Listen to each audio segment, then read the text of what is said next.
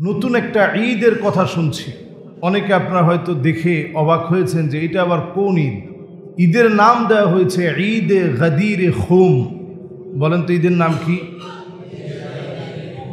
এটা আমি বলার আগে কে কে শুনছেন একটু হাত উঠান তো দেখি। আমি একজনের হাত দেখছি আর কেউ হাত উঠান নেই। তার মানে একজন শুনছেন, অন্যরা শুনেন নেই। এখনো এই ভাইরাসটা ছড়িয়ে পড়তে পারে নাই। ঈদে গাদিরে খুম নামক একটা ঈদ খুব ঘটা করে একসময় শিয়ারা উদযাপন করত। নতুন করে আমাদের বাংলাদেশে কিছু সুন্নি, যারা নিজেদেরকে সুন্নি দাবি করে, এমন কিছু সুন্নিরা ঈদে গাদিরে খুম নামক একটা ঈদ পালন করছে। 18ই জিলহজ নবী করিম সাল্লাল্লাহু আলাইহি ওয়াসাল্লাম বিদায় হজ থেকে ফেরার পথে মক্কা এবং মদিনার মাঝখানের একটি জায়গা গাদিরে খুম নামক জায়গা। অনেকে চিন্তা করতেছেন যে এটা অর্থটা কি। গাদির মানে হচ্ছে বড় ধরনের একটা পুকুর অথবা কূপ, এরকম একটা পানির জায়গা ছিল গাদির নামক একটি জায়গা। জোহফা নামক অঞ্চলের গাদিরে খুম নামক এলাকায় যে কূপটি অথবা পুকুর, এর পাশে পৌঁছে নবীজি সাল্লাল্লাহু আলাইহি ওয়াসাল্লাম সাহাবায়ে কেরামদেরকে নিয়ে একটি খুতবা প্রদান করেন। ঐতিহাসিক নবী করিম সাল্লাল্লাহু আলাইহি ওয়াসাল্লামের প্রদত্ত সেই দিনের ভাষণে নবীজি সাল্লাল্লাহু আলাইহি সাল্লাম গুরুত্বপূর্ণ অনেক বিষয় নবীজি সাল্লাল্লাহু আলাইহি সাল্লাম বলেছিলেন। এর মধ্যে নবী করিম সাল্লাল্লাহু আলাইহি সাল্লাম বললেন, মান কুনতু মাওলাহু ফাআলিয়ুন মাওলাহ। আমি নবী যার অভিভাবক, আমি নবী যদি তোমাদের অভিভাবক হয়ে থাকি, আলীও তোমাদের অভিভাবক। সুবহানাল্লাহ বিহামদিহি। এই মাওলা শব্দের অনেকগুলো অর্থ হয় আরবিতে। যেমন আমরা বাংলাদেশে নামের আগে আপনারা বলে থাকেন যে মাওলানা অমুক। মাওলানা মানে আমাদের অভিভাবক, মাওলানা মানে আমাদের বন্ধু, মাওলানা মানে আমাদের পরামর্শদাতা। আলেম ওলামাদেরকে আপনারা মাওলানা বলবেন। একজন আলেমকে আপনি জিজ্ঞাসা করলেন আপনার নাম কি, আলেম তিনি নাম বলার সময় বলবেন না যে আমার নাম মাওলানা অমুক। আলেম তিনি শুধু নামটা বলবেন। আপনারা বরং যখন আপনারা প্রয়োজন মনে করবেন যে তিনি আমার সত্যি অভিভাবক, তিনি সুপরামর্শদাতা, এই জন্য ওনাকে আমি মাওলানা মনে করি। আলী রাদিয়াল্লাহু তাআলা আনহুর ব্যাপারে নবীজি সাল্লাল্লাহু আলাইহি সাল্লাম বললেন, আমি নবী যদি তোমাদের অভিভাবক হই ফাআলিয়ুন মাওলাহু, আলীও তোমাদের অভিভাবক। সুবহানাল্লাহ বিহামদিহি। এই বিষয়টা নবীজি সাল্লাল্লাহু আলাইহি সাল্লাম বিদায় হজের লক্ষাধিক সাহাবায়ে কেরামের সামনে বক্তব্য দেওয়ার পর, সেই বিদায় হজ থেকে নবীজি সাল্লাল্লাহু আলাইহি ওয়াসাল্লাম ফেরার পথে মক্কা আর মদিনার মাঝখানের জায়গাতে নবীজি এই ভাষণটা প্রদান করেন। ইতিহাসে ঐতিহাসিকভাবে স্বীকৃত গুরুত্বপূর্ণ মানাকিবে আলী রাদিয়াল্লাহু তাআলা আনহুর জীবনীর ভিতরে সৌন্দর্য বৈশিষ্ট্যগুলো নবীজি তুলে ধরেন। আহলে বাইতদের গুরুত্ব নবীজি সাল্লাল্লাহু আলাইহি সাল্লাম তুলে ধরেন। সেই যুগের কেউ ঘটা করে নবী করিম সাল্লাল্লাহু আলাইহি সাল্লামের পরে ওই সময়টাকে কেউ 18ই জিলহজকে মনে করে ঈদ পালন করেননি। শিয়ারা সর্বপ্রথম দাবি তোলে যেহেতু নবীজি সাল্লাল্লাহু আলাইহি সাল্লাম বলেছেন, মান কুনতু মাওলাহু ফাআলিয়ুন মাওলাহ, আমি নবী যদি তোমাদের অভিভাবক হয়ে থাকি, আমি যদি তোমাদের পরামর্শদাতা হয়ে থাকি, বন্ধু হয়ে থাকি, ফাআলিয়ুন মাওলাহু, আলীও তোমাদের বন্ধু, পরামর্শদাতা, তোমাদের অভিভাবক হিসাবে আলী রাদিয়াল্লাহু তাআলা আনহুর নামটা নবীজি বললেন। এইখানে শিয়ারা বিভ্রান্ত হয়েছে। তারা এই হাদিসটাকে এনে দাবি করেছে যে আলী রাদিয়াল্লাহু তাআলা আনহু সর্বপ্রথম খলিফা হবে। এটা নবীজি সাল্লাল্লাহু আলাইহি সাল্লাম ওইখানে পরিষ্কার করেছেন। যদি বিষয়টা এমনই হতো, নবীজি সাল্লাল্লাহু আলাইহি সাল্লাম চলে যাওয়ার পর সাহাবায়ে কেরামের মধ্য থেকে কোনো একজন সাহাবী এই বিষয়ে বলে নাই যে গাদিরে খুমে নবীজি বক্তব্য দিয়েছিলেন, এই বক্তব্যের কারণে হযরতে আলীকেই প্রথম খলিফা বানাতে হবে, এই কথা একজন সাহাবীও বলেননি। নবী পরিবার থেকে এই কথা দাবি করা হয়নি। আলী রাদিয়াল্লাহু তাআলা আনহু নিজেও কোনোদিন দাবি করে নাই। এই দাবিটাকে কেন্দ্র করে একটা সময় শিয়ারা এত বেশি আপত্তিকর বক্তব্য দিয়েছে, আবু বকর রাদিয়াল্লাহু তাআলা আনহুকে তারা গালিগালাজ করে, ওমরে ফারুক রাদিয়াল্লাহু তাআলা আনহুকে গালিগালাজ করে, ওসমান রাদিয়াল্লাহু তাআলা আনহুকে গালিগালাজ করে, হাফসা রাদিয়াল্লাহু তাআলা আনহা আম্মাজানকে গালিগালাজ করে, আম্মাজান আয়েশা সিদ্দিকা রাদিয়াল্লাহু তাআলা আনহাকে গালিগালাজ করে। আপনি একজন সাহাবীকে যদি আপনি গালি দেন, আপনার ঈমান ত্রুটিপূর্ণ হয়ে যাবে। জামাআ মিনাস সাহাবা, সাহাবীদের কিবার কিবার সাহাবী যারা ঈমানের নমুনা, তাদেরকে এই গাদিরে খুম পালন করা লোকগুলো এখন গালি দিচ্ছে। আমাদের বাংলাদেশে পর্যন্ত ঢাকা আলিয়া মাদ্রাসার প্রিন্সিপাল উনি পর্যন্ত একটা সেমিনারে গিয়েছে, ঈদে গাদিরে খুমের এরকম একটা সেমিনার। সেই সেমিনারে গিয়ে তিনি বক্তব্যের মধ্যে বলছে যে ওই পণ্ডিতেরা, পণ্ডিত বলে আবু বকর ওমর রাদিয়াল্লাহু তাআলা আনহুকে এমন নেককারজনক নবীজি সাল্লাল্লাহু আলাইহি সাল্লামের এত সম্মানিত সাহাবীদেরকে ছোট করে কথা বলার কারণে ঈমানটা ত্রুটিপূর্ণ হয়ে গেছে, ঠিক কিনা বলে? এরপরে তিনি এসে ক্ষমা চাইছে, বলছে যে আমার একটু ভুল হয়েছে, আমার শব্দ চয়নগুলো সুন্দর হয়নি, আপনি কার শানে কথা বলেন। আবু বকর ওমর রাদিয়াল্লাহু তাআলা আনহু তো সেই সাহাবী, যেই সাহাবীদের মধ্যে আবু বকর ওমর রাদিয়াল্লাহু তাআলা আনহুর হৃদয়ে আলী রাদিয়াল্লাহু তাআলা আনহুর জন্য কি পরিমাণ মহব্বত ছিল। ভরা মজলিসে আবু বকর রাদিয়াল্লাহু তাআলা আনহু মানাকিবে আলী, আলীর দাম কত বেশি বর্ণনা করেছেন। আলী রাদিয়াল্লাহু তাআলা আনহু দাঁড়িয়ে কান্না শুরু করছেন। আলী রাদিয়াল্লাহু তাআলা আনহু দাঁড়িয়ে হযরত আবু বকরের দাম আর সম্মান নিয়ে কথা বলছেন। বলছেন আমি ছিলাম 11 বছরের যুবক, ইসলাম যখন মাত্র দাওয়াত শুরু করেছে, নবীজি যখন প্রথম দাওয়াত দেওয়া শুরু করেছে, একা একা তিনি বাইতুল্লাহর সামনে নামাজ পড়ছেন। কাফেররা জামা ধরে যখন উঁচা করে ফেলছে, আল্লাহ রাসূল সাল্লাল্লাহু আলাইহি সাল্লামের শ্বাস বন্ধ হয়ে যাচ্ছিল। সেই কঠিন মুহূর্তে হযরত আলী বলছেন আমি তাকিয়েছিলাম, 11 বছরের যুবক, আমি কিছুই করতে পারি নাই। ঠিক সেই সময় আমি নজর করলাম হযরতে আবু বকর দৌড়ে এসে নবীজি সাল্লাল্লাহু আলাইহি ওয়াসাল্লামকে কাফেরদের কাছ থেকে ছাড়িয়ে নিলেন। যেই জায়গাতে আজকে আমরা তাওয়াফ করি, সেই জায়গাতে হযরতে আবু বকরের চোখে এমনভাবে আঘাত করা হয়েছে, দুইটা চোখ থেকে পানির পরিবর্তে ঝরঝর করে রক্ত পড়তেছিল। টপ টপ করে ওই তাওয়াফের জায়গার মধ্যে রক্তগুলো পড়েছে, দুইটা চোখ ফুলে গেছে। জ্ঞান হারিয়ে ফেলেছেন হযরতে আবু বকর। জ্ঞান ফেরার পরই জিজ্ঞাসা করতেছেন আমার নবী কেমন আছে, আমার নবীর শরীরটা কেমন। যে আবু বকর দিল থেকে নবীজিকে এত বেশি মহব্বত করতেন, ঘরে চলে গেছেন। ফাতেমা রাদিয়াল্লাহু তাআলা আনহাকে নবীজি পাঠিয়েছেন, ফাতেমা আমার আবু বকরের একটু খবর নিয়ে আসো, আবু বকর কেমন আছে। যখন ফাতেমা রাদিয়াল্লাহু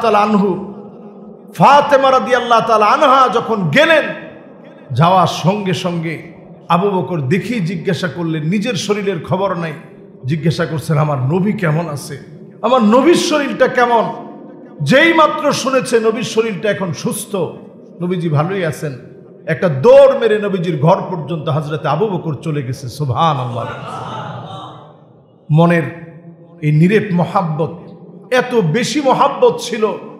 গারে সূরে যখন উঠেছেন, নবীজি সাল্লাল্লাহু আলাইহি ওয়াসাল্লামের সাথে উঠছেন। চিন্তা করেন 53 থেকে 55 বছর বয়স ওনার। এই বয়সে মানুষ স্বাভাবিকভাবে এত লম্বা পাহাড় পাড়ি দেয়া, আমি নিজে যখন গেছি গারে সূরে উঠতে গিয়ে কয়েকবার আমার কাছে মনে হচ্ছিল আমি জ্ঞান হারিয়ে ফেলব।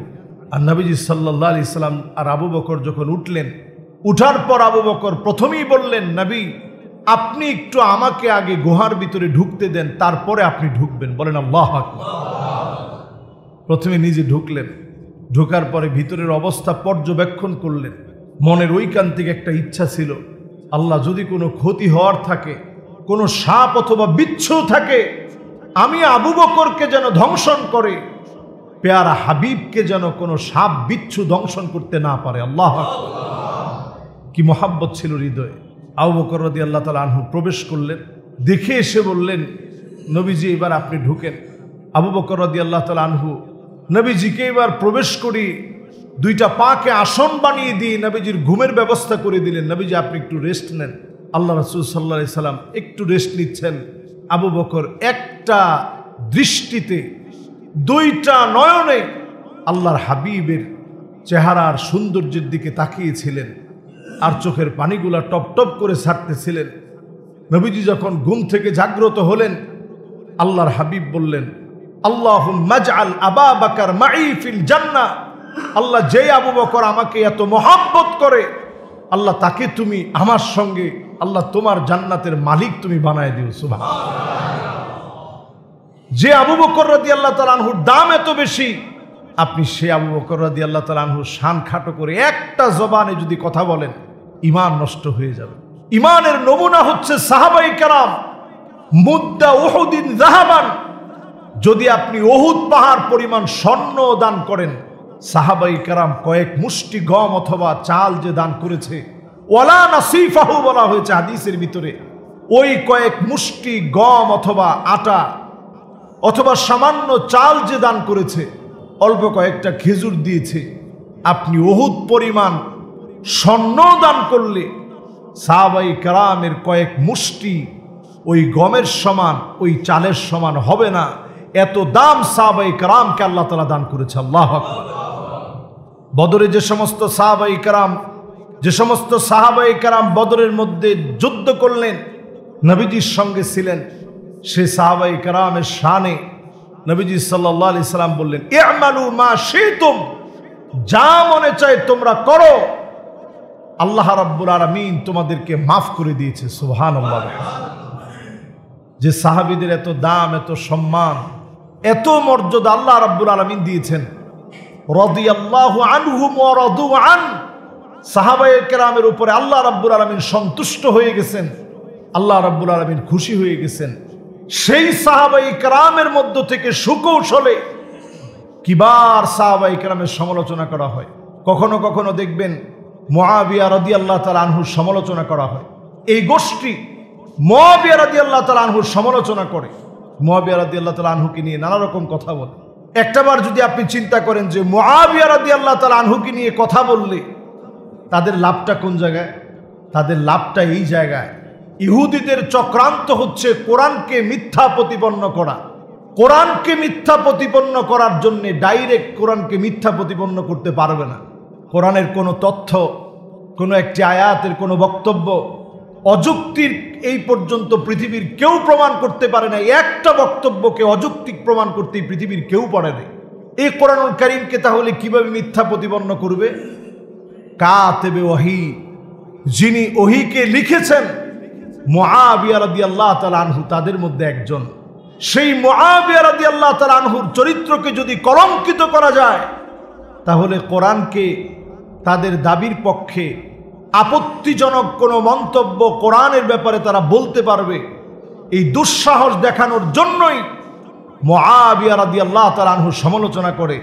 মুআবিয়া রাদিয়াল্লাহু তাআলা আনহু সেই সাহাবী যার ব্যাপারে নবীজি দোয়া করলেন, আল্লাহুম্মা আল্লিমহুল ইলমা ওয়াল হিকমা ওয়াল হিসাবা ওয়াকিহিল আযাব। আল্লাহ তুমি মুআবিয়ারে জ্ঞান দাও, আল্লাহ মুআবিয়াকে তুমি প্রজ্ঞা দান করো, আল্লাহ মুআবিয়াকে তুমি কোষাগার, হিসাব, ব্যাংকিং ব্যবস্থার উপরে সেই সময়ে অর্থনৈতিক সমৃদ্ধি লাভের জন্য যে জ্ঞান দরকার, এই জ্ঞান আল্লাহ তুমি মুআবিয়ারে দান করো। ওয়াকিহিল আযাব, জাহান্নামের আযাব থেকে, আগুন থেকে, আল্লাহ তোমার ভয়াবহতা থেকে মুআবিয়াকে আল্লাহ তুমি হেফাজত করো। বলেন আল্লাহুম্মা আমিন। নবীজি সাল্লাল্লাহু আলাইহি সাল্লাম দোয়া করলেন। নবীজি যে দোয়া করছে, এই দোয়া কবুল করেন কে? আল্লাহ। ওয়ালিকুল্লি নাবিয়্যিন দাওয়াতুম মুস্তাজাবাহ। সব নবীরা দোয়া করলে দোয়া কবুল হয়। তো মুআবিয়া রাদিয়াল্লাহু তাআলা আনহুর জন্য দোয়া করে গেলেন নবী করিম সাল্লাল্লাহু আলাইহি সাল্লাম। আজকে যারা মুআবিয়া রাদিয়াল্লাহু তাআলা আনহুর ব্যাপারে কথা বলবেন, আপনারা আপনাদের ঈমানের ঘাটতির প্রমাণ দিলেন।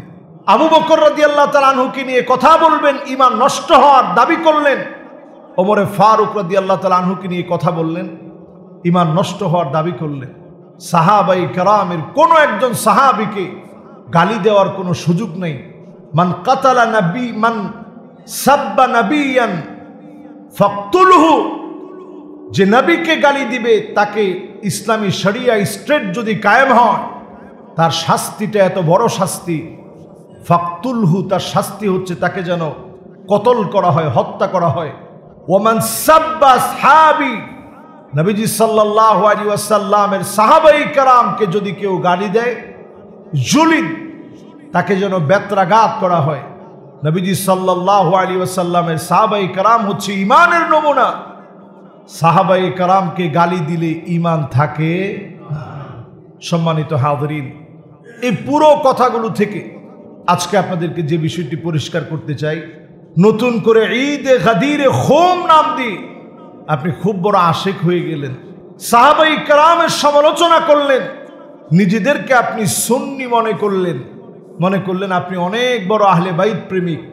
এতক্ষণ ধরে আমি যে কথাগুলো বললাম এর দ্বারা বোঝা যায় সাহাবাই কেরামের কোনো একজন সাহাবীর ব্যাপারে কোনোরূপ বাজে মন্তব্য করার কোনো সুযোগ আমি মুসলমান যদি হয়ে থাকি, আমার কোনোরূপ সুযোগ ইসলাম আমাকে প্রদান করেনি। ঠিক কিনা বলে? এই জন্য সাহাবাই কেরামকে দিল থেকে ভালোবাসেন। আমি আপনি ইসলামের জন্য কি অবদান রেখেছি? সাহাবাই কেরাম সব উজাড় করে দিয়েছে, কিছুই নেন নাই, সব উজাড় করে দিয়েছে। খলিফাতুল মুসলিমিন আবু বকর রাদিয়াল্লাহু তাআলা আনহু সাধারণ জীবন যাপন করে গেছেন। ওমরে ফারুক রাদিয়াল্লাহু তাআলা আনহু সাধারণ জীবন যাপন করে গেছেন। ওসমান রাদিয়াল্লাহু তাআলা আনহু এত সম্পদ ইসলামের রাহে সব দান করছেন। যেখানে যেথায় যত প্রয়োজন আসছে সব উজাড় করে দিয়েছেন। ইসলাম আজ আমরা পেয়েছি তাদের অবদানের কারণে। নবীজি সাল্লাল্লাহু আলাইহি সাল্লাম বিদায় হজের ভাষণে যখন ভাষণ দিলেন, এই ভাষণের পরে বাল্লিগু আন্নি ওয়ালাউ আয়াহ, একটা বাণী হলেও যেন ছড়িয়ে দেওয়া হয়। ফালইউবাল্লিগ মিনকুম, তোমাদের মধ্য থেকে যেন ছড়িয়ে দেয়। আর শাহিদ, যেই লোকটা এখানে উপস্থিত হয়েছে সে যেন ছড়িয়ে দেয়। আল গাইবা, যারা অনুপস্থিত আছে তাদের কাছে যেন ছড়িয়ে দেয়। যে যার মতো সেখান থেকে ছুটে বেরিয়েছেন, ঘোড়া যত দূর পর্যন্ত গিয়েছে দিনের কাজের জন্য বের হয়ে পড়েছেন, দাওয়াত দিয়েছেন। এই দাওয়াতের বদলতে আজকে আমরা দিন পেয়েছি, আজকে আমরা কালেমা পড়ে মুসলমান হয়েছি। সাহাবাই কেরামের আত্মত্যাগ আর কোরবানির কারণে দিন পেলাম। দিন হলো সাহাবাই কেরামের আত্মত্যাগ আর কোরবানির ফসল। সেই একজন সাহাবীর সমালোচনা যদি আপনি করেন, ইমানের নমুনার সমালোচনা করলেন। মাআযাল্লাহ, সাহাবাই কেরামের সমালোচনা করে কেউ শিয়া হয়েছে, সাহাবাই কেরামের সমালোচনা করে কেউ রাফিজি হয়েছে, সাহাবাই কেরামের সমালোচনা করে খারিজি হয়েছে। আর সাহাবাই কেরামকে ভালোবেসে প্রকৃত পক্ষের মুমিন মুসলমান হয়েছে। পড়েন আল্লাহু আকবার। প্রত্যেকটা ক্ষেত্রে দেখা কোন কাজটা সাহাবাই কেরাম কিভাবে করেছেন। সাহাবাই কেরাম নবীজিকে এত ভালোবেসেছেন, হাজত আসে নাই। নবীজি সফরে গিয়েছেন, ওই জায়গাতে নবীজি হাজত সেরেছেন, হাজত আসে নাই। ওই জায়গায় সাহাবী বসে পড়ছে। আব্দুল্লাহ বিন ওমর রাদিয়াল্লাহু তাআলা আনহু ওই জায়গায় বসে পড়ছেন। প্রশ্ন করা হয়েছে, আপনি যে বসলেন আপনার কি হাজত আসছিল? বলছেন, না, আমার হাজত আসে নাই। পেয়ারা হাবিব ওই জায়গায় হাজতের জন্য বসছেন, এই জন্য আমিও ওই জায়গায় হাজতের জন্য বসে পড়ছি। সুবহানাল্লাহ, আমার হাজতের দরকার নেই। নবীজি যেই কাজ যেথায় যেভাবে যখন করেছেন, সাহাবাই কেরাম সেটাকে কুদওয়া বানিয়ে নিয়েছেন, অনুকরণীয় অনুসরণীয় বানিয়ে নিয়েছেন। সেই সাহাবাই কেরামের অনুসৃত রেখে যাওয়া পাথেয় পথ, পরিক্রমা, বিশাল কষ্ট, মুজাহাদা, এগুলোকে অস্বীকার করলে ঈমান থাকে না। নবীজি সাল্লাল্লাহু আলাইহি সাল্লাম লা তাসুব্বু আসহাবি বলে সতর্ক করে গেছেন, খবরদার আমার সাহাবীদেরকে গালি দিও না, আমার সাহাবীদেরকে ভালোবাসো, গালি দিও না। হযরত ওমর ফারুক রাদিয়াল্লাহু তাআলা আনহুর জীবনের দিকে তাকায় দেখেন, নবীজির কি পরিমাণ ভালোবাসছেন। অনুমতি নিয়ে একদিন ঘরের ভিতরে প্রবেশ করছেন। ঘরের ভিতরে প্রবেশ করার পর নবীজির পিঠ মুবারকের ভিতরে ঘুম থেকে উঠছে, দাগ পড়ে গেছে। চাটায়ের দাগগুলা দেখা মাত্র হযরত ওমর বাচ্চার মতো কেঁদে ফেলছেন। ইন্নাল কাসরা ওয়াল কাইসারা ফামা হুমা ফীহিমা ইয়া রাসূলুল্লাহ। ভারতবর্ষের শাসকদের কি এমন আছে, তারা দুনিয়ার সামান্য শাসক, এরা এত সুখ শান্তি করে, আর আপনি এত কষ্ট করেন, আপনি এত কষ্ট করেন, ঘুম থেকে উঠছেন, পিঠের মধ্যে দাগ পড়ে গেছে, আপনি এত কষ্ট করেন নবী। সঙ্গে সঙ্গে নবীজি বললেন, ফালাহুমুদ দুনিয়া ওয়ালানাল আখিরা। নবী, আমি চাটায়ের মধ্যে, নবীজি বলতেছেন, আমি চাটায়ের মধ্যে শুই, ঘুম থেকে উঠলে আমার পিঠের ভিতরে দাগ পড়ে যায়, কিন্তু ফালাহুমুদ দুনিয়া, তাদের জন্য শুধুমাত্র দুনিয়া, ওয়ালানাল আখিরা, আমাদের জন্য আল্লাহ রাব্বুল আলামিন আখিরাতের দুয়ার খুলে রেখেছে। সুবহানাল্লাহ, কি মোহাব্বত চিন্তা করে। সামনে এসে এত বড় বড় সাহাবী নবীজিকে এসে বলতেন, ফিদাকা আবি ওয়া উম্মি, নবীজি আপনার জন্য আমার মা বাপ কোরবান হয়ে যাক। আমার মা বাপ কোরবান হয়ে যাক নবী আপনার জন্যে। আপনি যেটা বলবেন আপনার জন্য কোরবান হয়ে যায়। সাহাবীর হাতে লিস্ট দিয়েছে, দাওয়াতপত্র দিয়েছে কাফেরের কাছে দাওয়াত দেওয়ার জন্য। সাহাবী জানে এই দাওয়াতপত্র দেওয়া মাত্রই গর্দানের মধ্যে ছুরি চলবে, কিন্তু এক চুল সাহাবী ভয় পায় নাই। নবীজির অর্ডার মানতে গিয়ে যদি আমার জীবন চলে যায়, আমার জীবনটা ধন্য হবে। আল্লাহ আকবার। সাহাবী চলে গেছে। যেই মাত্র দাওয়াতের পত্রে লেখা দাওয়াতগুলো যখন দেওয়া হলো, পেশ করা হলো, তরবারি বের করে যখন মাথার মধ্যে উপর্যুপরি আঘাত করেছে, রক্ত যখন ফিটকি দিয়ে বের হচ্ছে, সাহাবী দুইটা হাতের মধ্যে রক্তগুলো এইভাবে নিয়ে নিয়ে চেহারার মধ্যে লাগাচ্ছিলেন আর বলতেছিলেন, ফুস্তু ও রব্বিল কাবা, ও কাবার মালিক আপনি সাক্ষী থাকেন আমি বিজয়ী হয়ে গেলাম।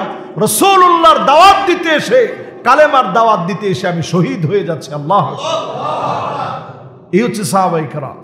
সাহাবায়ে কেরামের আজমত, সাহাবায়ে কেরামের সম্মান আপনার কলিজার ভিতরে যদি না আসে, আপনি গোমরাহির ভিতরে পড়ে যাবেন।